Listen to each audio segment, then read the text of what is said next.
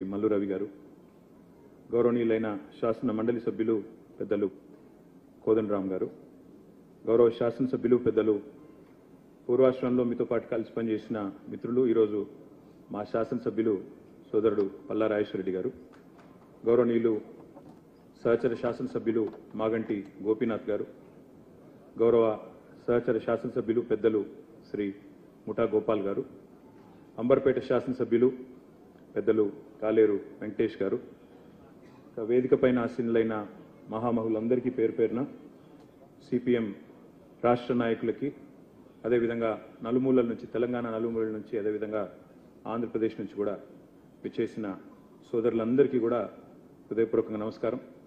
Comrade Sitaram గారికి మరొకసారి మా పార్టీ తరఫున కూడా హృదయపూర్వకంగా వినమ్రంగా వారికి జోహార్లు అర్పిస్తూ, పదవుల చుట్టూ పరిభ్రమించే ఈనాటి రాజకీయాల్లో మరి స్థిరంగా సిద్ధాంతం చుట్టూ నిలబడ్డ నిబద్ధత ఉన్న నాయకుడు గౌరవనీయులు శ్రీ సీతారాం యెచూరి గారు.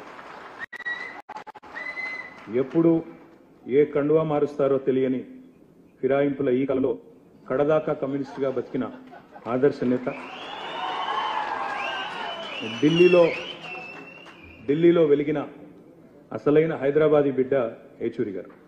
హైదరాబాదీ బిడ్డ అని ఎందుకంటున్నా అంటే, మాకు కూడా పూర్వాశ్రమంలో కొంత కనెక్షన్ ఉంది.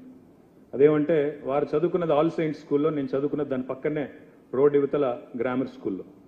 అదేవిధంగా వారు తర్వాత నిజాం కాలేజీలో గ్రాడ్యుయేషన్ చేశారు. నేను కూడా కొద్ది కాలం తర్వాత నేను కూడా అక్కడే చేస్తున్నాను. కాబట్టి అందుకే హైదరాబాద్ బిడ్డ అనే మాట వాడతాం. ఓట్ల రాజకీయం వేరు, ప్రజల రాజకీయం వేరు. మేము ఓట్ల రాజకీయంలో వెనుకబడ్డా ప్రజల కోసం జరిగే పోరాటంలో మాత్రం ముందున్నాం, ప్రజల మనసులో ఉన్నామని ఆయన ఒకసారి చెప్పిన మాట నాకు బాగా గుర్తున్న మాట. నాయకులుగా, పాలకులుగా ఉండి పోరాటాలంటే తెలియని వారు ఎందరో ఉండొచ్చు. ప్రజలంటే కేవలం ఓటు బ్యాంకులుగా మాత్రమే చూసేవారు ఇంకెందరో ఉన్నారు. కానీ ఉన్నత చదువులు చదువుకున్న ఒక కుటుంబంలో, స్వయాన మేనమామగా ఒక ఐఏఎస్ ఆఫీసర్గా ఉన్న ఒక కుటుంబంలో పుట్టి అణగారిన వర్గాల కోసం ప్రశ్నించే గొంతుకగా ఎదిగిన వ్యక్తిత్వం చాలా గొప్ప విషయం అని చెప్పక తప్పదు. పోరాటాల నుండి వచ్చిన నాయకత్వానికి ప్రజల కష్టం, సుఖం, దుఃఖం తెలుస్తుందంటారు. అలాంటి వారిలో యెచూరి గారు ఒకరిని నేను బలంగా నమ్ముతాను. తిట్లు, బూతులు, రోత మాటలు రాజకీయంగా చలామణి అవుతున్న ఈ రోజుల్లో యెచూరి గారి హుందాతనం ఒక అద్భుత పాఠం భవిష్యత్ రాజకీయ నాయకులకనే మాట కూడా చెప్పక తప్పదు.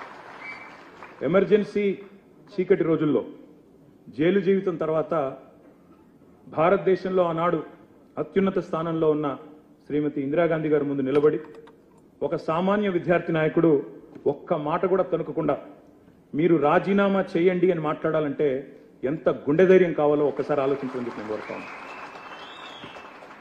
రాజ్యాంగాన్ని రాజకీయాల కోసం అపహాస్యం చేస్తున్న ఈ రోజుల్లో నిజంగా రాజ్యాంగాన్ని బలంగా నమ్మిన, త్రికరణ శుద్ధితో నమ్మిన వ్యక్తి సీతారాం యెచూరి గారు. Democracy is not just about elections, it is about